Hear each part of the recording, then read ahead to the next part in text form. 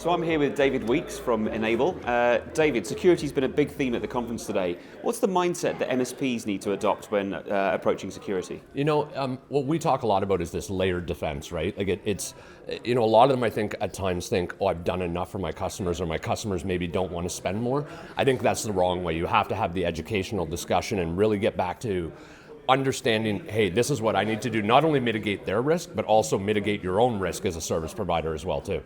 Yeah, awesome. And what do vendors need to do to help MSPs when it comes to security? So with us, we obviously bring in best of breed tools, right? We allow them to utilize whatever it is that they want. They can also bring their own tools, but a big part of what we do is actually education. Actually, right now in Austin, Texas, we have over 100 partners at something called the Business of Security, and that's what they're doing. It's peer-to-peer engagement about how they're protecting their customers and what they're doing to ensure that they're mitigating their own risk and that they're able to drive obviously efficiency and profitability as well too.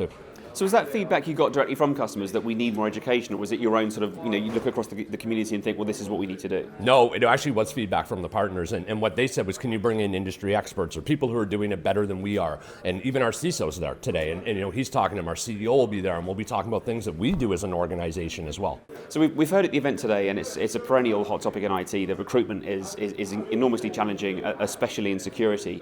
Is that something you hear from MSPs? Is that something you hear from end users? Yeah, you know what, we hear it from end users, we hear it from MSPs, we even feel it in our own business at the same time. And a lot of what we're doing is working with our partners to find new avenues and new areas where they can actually go recruit.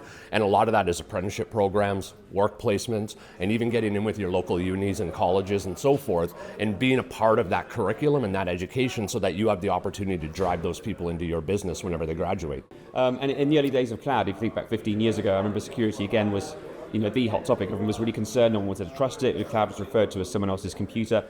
These days there's more trust there, but there are still security issues. Can you talk us through those? Well, there is, yeah, because when you look at security in the traditional form we talk about, and then you move into the cloud side, the cloud opens up a lot more risk inception points, because the difference is that we can connect from any device anywhere in the world at any time. And right, so we have to think about that and the controls that we put in place on users. Like, are we going to allow them to connect to free Wi-Fi in a coffee shop and so forth? Because that's where we start to see some of those breaches, and that's really something MSPs have to start to think about. So it's about looking at the policies that you have for your internal IT ecosystem and thinking, how do we apply these to the public cloud? Yeah, absolutely, and that's the way that you have to think about it, right? And what are those layers of protection that you're going to put in place, right, that people have to do? And we have those controls in our business today as well.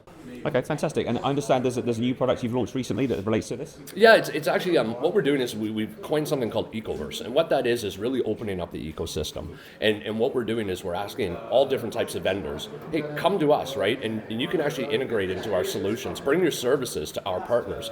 Because as a vendor, I can't be everything to everybody. And so I want them to be able to utilize what they feel is best for their business and their customers. And is Ecoverse, is it live now? Is it out in the marketplace now? Yeah, it absolutely is live now, and it'll continue to develop. We're actually bringing on probably 2 to 5 new vendors every single month, actually, and they're starting to build those services into our solutions, and then we promote that out to our partner base. Fantastic. And what's the initial reception you've had from MSPs? It's been fantastic. They actually love the fact that we've opened this up for them, that we're giving them choice, and we're allowing them to dictate the way that they want to manage their business and their partners. Skip forward 12 months, where do you hope Ecoverse is in the marketplace? Ecoverse will continue to grow, and it'll be larger, and what it'll do is it'll start to incorporate a lot of different areas, not just product, but services, education, training, all of it is the plan behind it. At the same time, almost like a wrapper around our different solutions, but even the solutions of the other vendors, and even some of our competitors as well, too. Sounds fantastic. Well, David, that's all we have time for, but thanks for speaking to us today. Great, thank you very much. Thank you.